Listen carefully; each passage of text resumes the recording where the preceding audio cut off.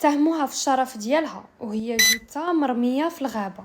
السلام عليكم، واجي نقول لكم. مروه طفله جزائريه في عمرها 13 عام اختفت نهار 22 ماي 2025 بعد ما خرجت من المدرسه ديالها مباشره من بعد الامتحانات.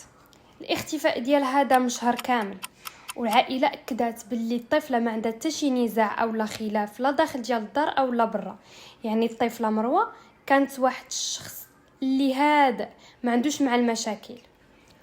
غير هاد الايامات تم العثور على الجثه مشوهه داخل واحد الغابه اللي بعد ديالها 20 كيلومتر على المدينه اللي كتطلق عليها اسم الوحش. والدراسات الطبيه اكدت ان البنيته تعرضت للاغتصاب والتهديد قبل ما. دابا نرجعوا شويه للور. الاب فاش غادي يشوف بنته اختفت غادي يخرج للاعلام، غادي يقول عافاكم عاونوني انني نلقى بنتي.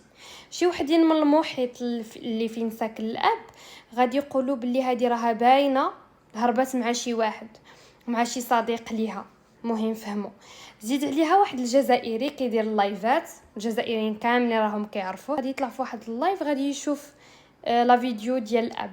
فاشنو غادي يقول؟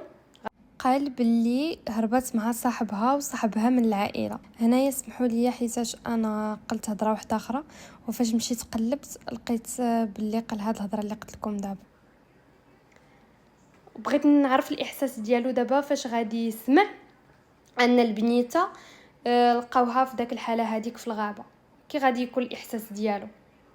وهادشي اللي كاين في هاد لا فيديو ديال اليوم. دعاو البنيته بالرحمه في لي كومونتير، وما تنساوش انكم تبارطاجيو لا فيديو باش يوصل لعدد كبير ديال الناس. السلام عليكم.